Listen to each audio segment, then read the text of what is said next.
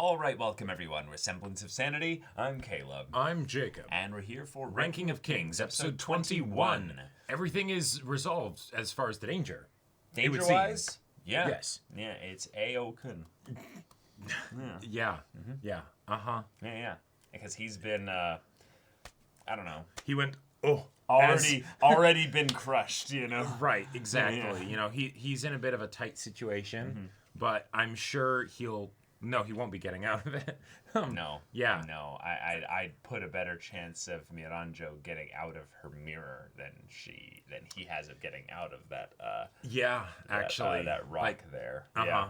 Because what's going on right now with Miranjo is awesome. Fascinating and awesome. Yes. And Bosse is being very inconsistent right now. We need to get some answers for that. So I think we've got enough time left in this season for us to do that. So let's focus on that. But yeah, y'all, without further ado, let's get into it.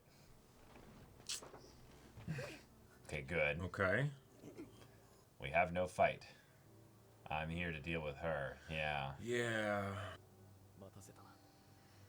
苦しむ声が聞こえてな。理解しのつかないことをしてしまいました。その心だけに留めておけばよかったのに、一人しか子を産めない。終わりは近づいている。お子を作らなければ。Oh shit. 私の手引きで敵国に攻め込ませるボッジ様をおとりにして、シーナ様を殺害する。Shit. 私の復活のために。Gotcha. Yeah. Okay. So Bosse did not know.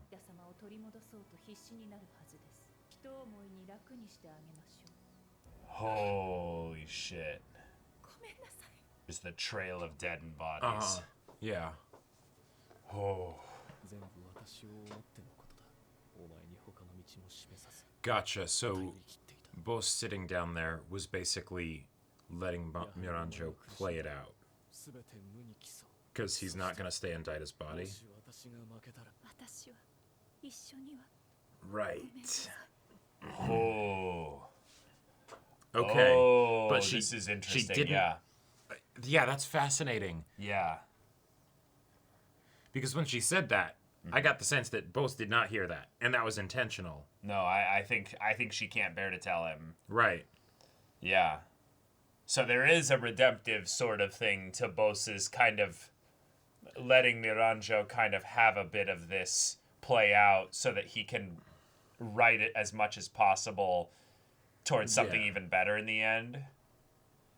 Kinda? Yeah, it feels kind of like letting Miranjo get this out of her system, but then also something where Bosse needed to see exactly what it was that she was after and what she wanted because she didn't feel comfortable telling him about it. So he also didn't trust her entirely at certain parts and things like that. And she is dangerous. Right, and hence why he was kind of like keeping a close eye to be like, okay, I think this is kind of going all right so far. Because he's still trying to save her. Right. Yeah. And then maybe it's one of those things where when, like, he's in the prison and the kingdom's being attacked, he's like, but I trust her that she won't let it go too far, maybe? Well, we'll see. We'll see.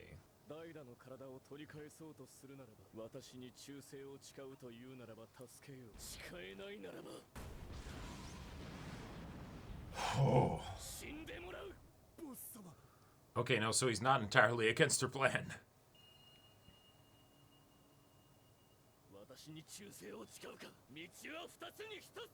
Well, that's what you get. Yuki fucking Kaji to voice. Yeah, this. For real. But I think Bosse might be doing this intentionally so that he dies here. And if Boji's strong enough, then... But how do they kill Bosse without killing Daida? Well, that's going to be the thing. This is going to be the... Boji finds the exact point, you know? Oh. You know? Sure. To sever the connection between... Right.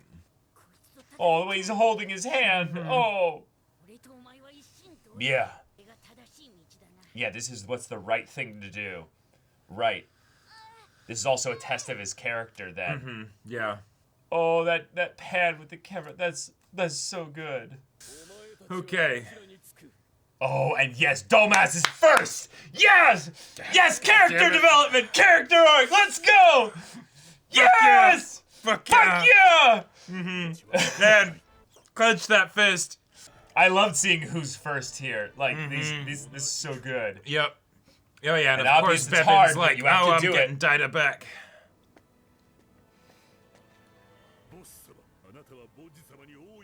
That's true. Yeah. That's true. You did. Well said.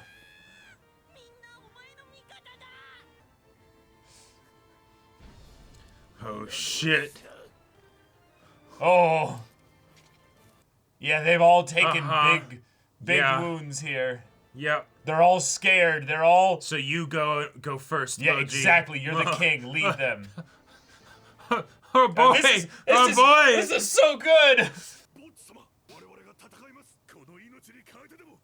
Huh?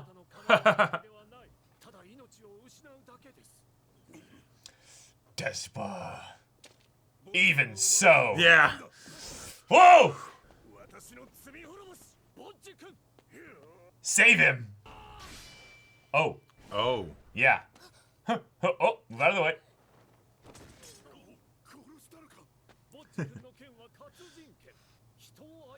Yes!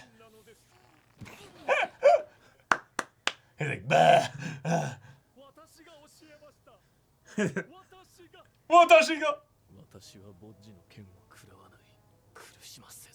That's interesting. That was his internal thoughts.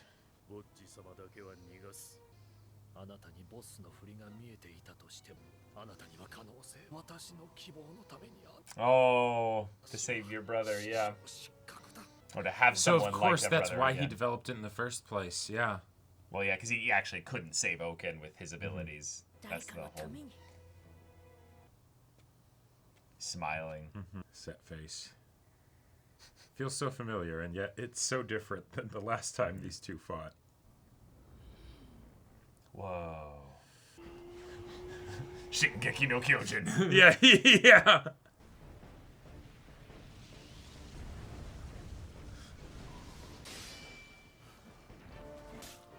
What?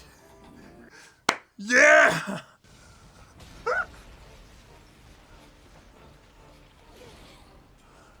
Holy shit. I love it.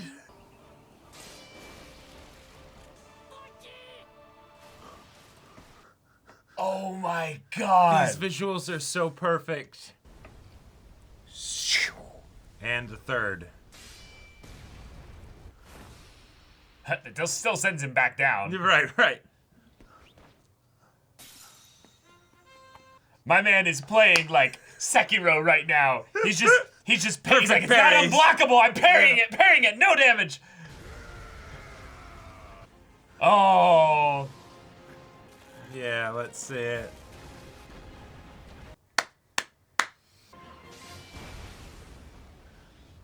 Oh my god. That's a shot. My man full on shifted into Naruto. One Piece Yeah. now. Yeah. Well, it is now. Yeah, come on.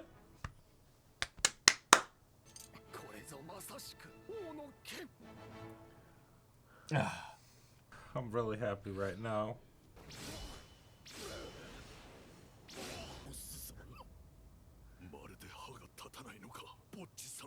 Yes, he is.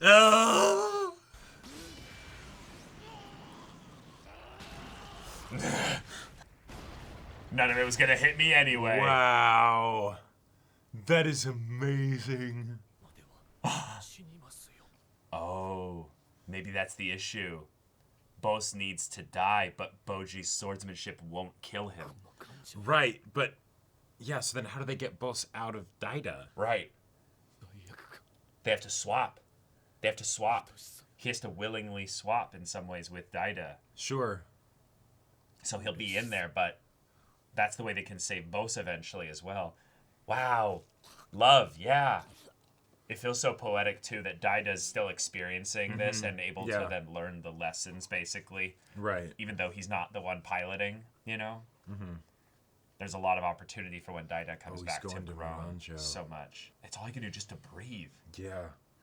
And again, why you get Yukikaji.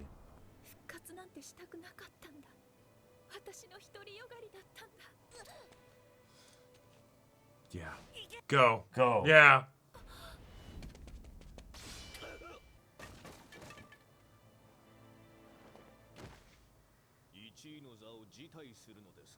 Oh.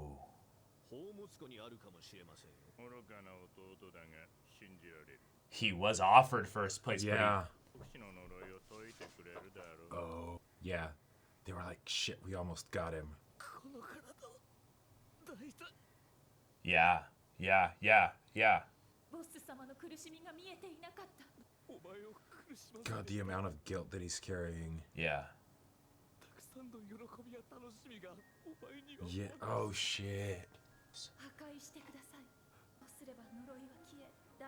Oh. Oh, damn. Who do you save?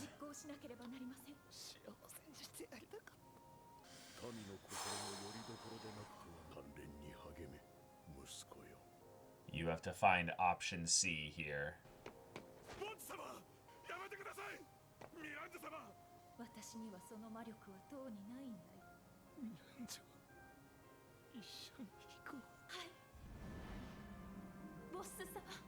Oh shit.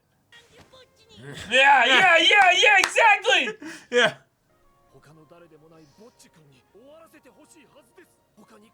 Oh! This is gonna be a huge character moment, no matter what he does.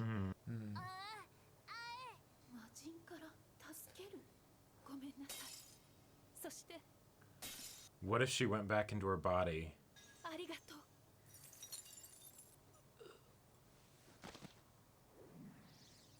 Oh. Okay. Oh! Well.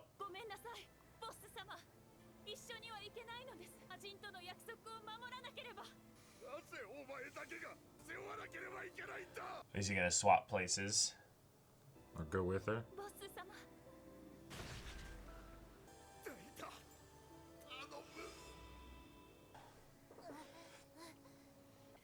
Oh shit. Okay. Oh, here we go. Here we go. Oh, and this is where we get the backstory? Mm-hmm.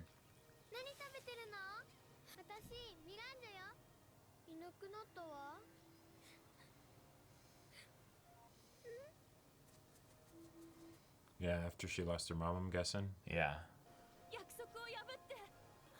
Yeah. Yeah. Oh god. And then just eats them Eating all them over forever. Again. Well, okay. Okay. And that's how they end the Okay. episode. Yeah, that's Holy shit. That's a fucking thing. Okay. That entire time I was waiting for there to be like a cracking sound and a little glimmer of light before Boji's sword comes piercing into the darkness.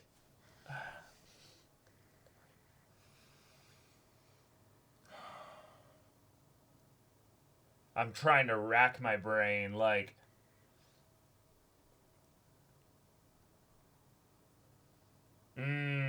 maybe the ranking of kings. That's the one thing I can think of, potentially. Okay. Like, if there's something in that where he could potentially, like, get, like, a thing that he wants or something out of this. Gets, like, a wish. A wish or something, you know?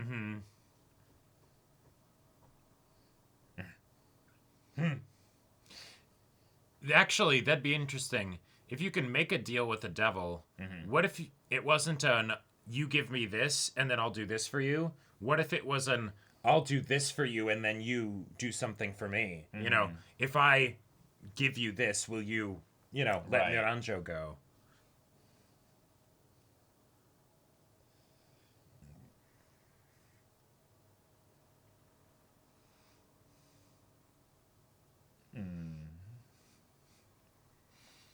Okay. All right. Wow. Oh, this is a this is a okay gut wrencher of an episode. We had probably the coolest animation sequence I've seen in a long time. I felt like I was getting thrown into like some ancient like video game scenario where it's the massive opponent is this giant moving so fast, but it's so slow looking because of how big the weapon is, and then Boji just moving along the environment and stuff. That was so good. That was beautiful. Oh, that was so cool. And especially considering that this very much evokes that like children's book, you know, kind of atmosphere. Yeah. Having it be the thing where, yes, even though Boji is not fighting actual Bosse, like in his regular body, might as well have been. Yeah. Might as well have been, right? That's what's happening here. You know, the smallest standing up against the giant. There's a weird element of the coming of age story in here that feels like while Bosse has really fucked up a lot of situations here, the idea that he's essentially getting to play catch with his dad one last time. Yeah. Is kind of what this is, because there's absolutely no threat really to Boji. Except because of the way Bosse has kind of decided to do this. There is, but it's more that, no, Boji has hit that point in his own growth where this isn't about Bosse anymore. Like, not really. I like to think that it's something where Bosse could tell that Boji had grown and was different, and so it wouldn't be a problem. But he did also think to himself in that one bit that I'll kill him. Which that's like. You know, maybe that's just a detail I need to just sort of like forget. It's kind of weird because there's a lot of things about Bosse as a character that are like, oh, I love the guilt, the shame, the way in which he is so racked with this that it makes some of his decisions feel so almost disproportionately weighted in one direction, even though he tries to pull away from it at times. And given that we don't know the exact details of what happened with him and Miranjo and stuff, we just get bits and pieces, that then makes it so that then we fill in the blanks in our own mind of it is something of truly that crazy magnitude that, you know, he has this situation where it's but with Miranjo, we kind of do know pretty much everything. He tried to save her from the situation they were in, and from there ended up basically adopting her. She's family. He's her surrogate father and has been trying to take care of her for all this time, and yet she kept making these choices that pushed him into a situation where he maybe didn't feel like he could actually save her or well, and also the vibe that I got from it is that it's also the realization potentially after he was brought back of, oh wait, I thought I'd been doing a good job, but I'd actually been fucking it up even more the entire time. Right. Because she wasn't happy, right? No. It wasn't something where it's that, oh yeah, we can be together and everything, but it's like, wait, no, I had my family. I did all this and put her on the back burner, basically. Right, exactly. Yeah. So then all of this stuff happens and oh shit. And I've left her alone. Right. Yeah. And the way that I would think that would be especially breaking for Bosse is if he also blamed himself for what happened to her as a child because he left them there. Right. He was not there when everything went bad, and so she suffered the way she did. Right. So anytime he's not there for her, he feels like he's doing the same thing all over. Right. Again. And so it's the, oh no, I fucked up in the same way a second time.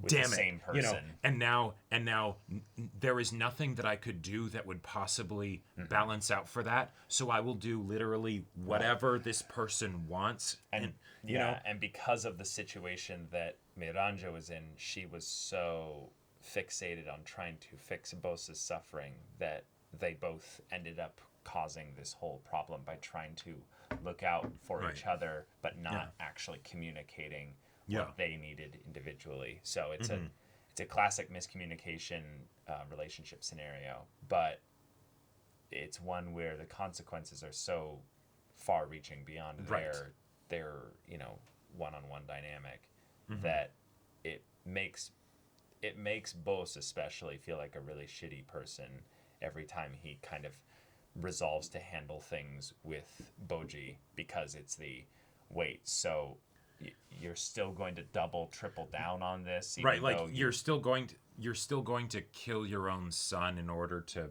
like make yourself feel better about the fact that you put her on the back burner. Like the whole thing of if it was just a front and everything, right? And it's the no, I need to die. I need to do like. I need to at least. I need to end the right. and the cycle and all that. Yeah, yeah, exactly. Then even if it's me doing one final stand and fighting for her, even though it will mean that I will end up dying. Right. That I totally buy in, and I could totally see that being considered. So they're both trying to do the same way, thing, right? To fall on their sword for the other person. Exactly. But given that we saw that internal thought process, that undermines that entire thing. Undermines it entirely. Yeah. So it's so that's.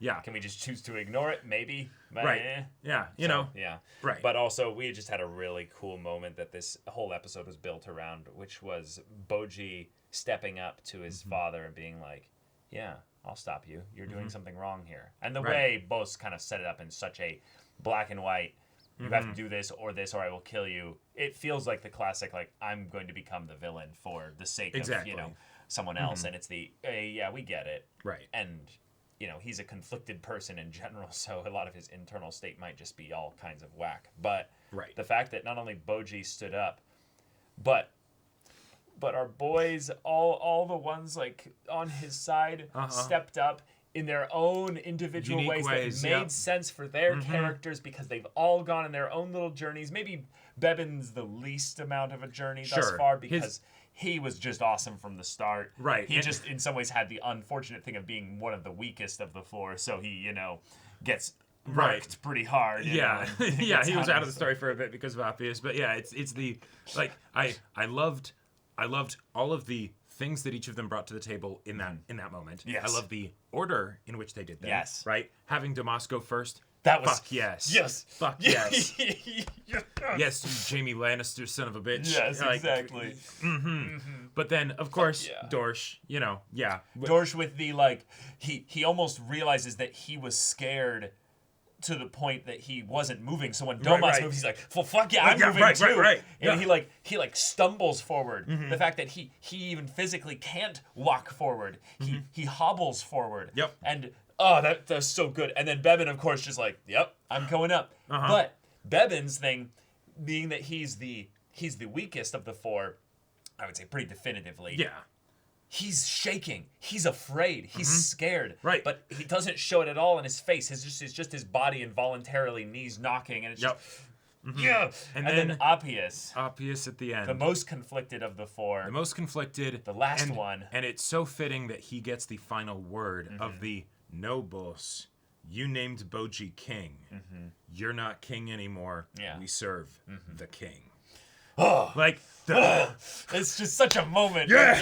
And you can almost feel that, like, we need to have this moment happen. So we're gonna build the scene kind of with that first, and then draw around it until we get. And I have major respect for that kind of writing where it's we have a bunch of really fucking awesome moments, and it's like and they're like stars in a constellation. And it's like, all right, that's where we're going.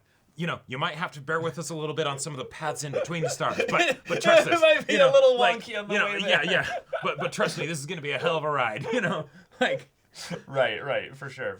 And that was just this is so good. That was great. And then of course Boji, he sees the sacrifices and the consequences that there have been, and also I want to point out that is a wonderful way to have him be distinct and different from Bosse. Yes. Because Bosse and all of his actions, the problem with it is not where his heart's at, not who he's trying to do this for, but the fact that this kind of breaks down and becomes really fucking awful when you look at the consequences. When you look at the sacrifices that other people have to make because you're so dead set on doing things for a specific person with maybe not as much heed to the consequences as you would have. And while there's an element of Bosse feeling like, this is something I wish they had brought up a little bit, but Bosse doesn't have magic. Bosse doesn't have like the ability to undo the past. Right. He in some ways has to kind of just well, actually no, he does have magic. He healed or no, that was Daida's magic, I guess. No, that was Daida's magic. And that was a very clear little cool thing that Despa commented on it, I made a note of here, like, oh wait, she doesn't have magic because maybe there's a little bit of a connection there. I was going to bring that up, and that was actually Miranjo's magic that she's been kind of leaning out to him for as well. Gotcha. Just an idea. They did make a specific comment about how it's Daida's magic that he inherited from healing. Well, and then Bosse like commented on it like, okay. Okay, no, listen to me on this side. I have an idea here. Daida knows how to use healing magic, right? But he doesn't necessarily have a lot of magic. It's like the difference between having the ability to cast it versus having the mana points to cast it. Okay, sure. And I think there's a possibility that in that moment where Daida was there for Miranjo in those little quiet moments and stuff, she might have given him a lot of magic because she wants this to potentially be done. So it's okay. I mean, the idea that she said also in this episode, I'm completely out, like I'm tapped. And it's then Despot goes, wait. Right, and then he thinks to when she healed, was it Kage? No. Well, was it her healing Kage, or was it Daida healing? No. Yeah, it was when she healed Kage after Oken stabbed through. Oh yeah. Yeah. Okay, so that was it. Okay, cool. Gotcha. But yeah, all right. So then the demon's here.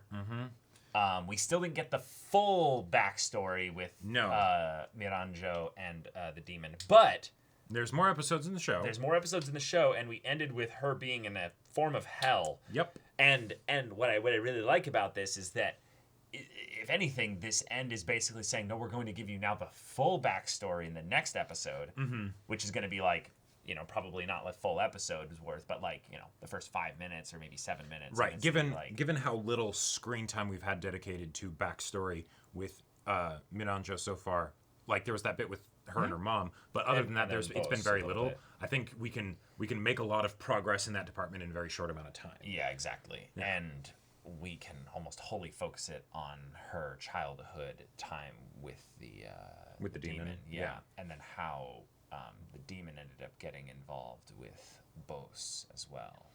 Right. Yeah.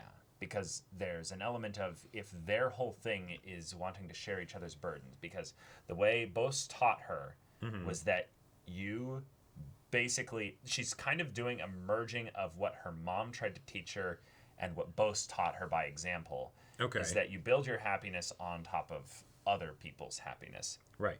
But what Bosse has done has basically been saying, you build happiness for others. You don't necessarily build it on top of other people's happiness. You don't even build your own happiness. You try and build others, which leads to her basically then not doing things for herself, and thus they both went wrong in this whole thing. Yes, because one of the ways in which it's easiest to go very wrong is not when you're doing something, is when you're doing something with conviction, right?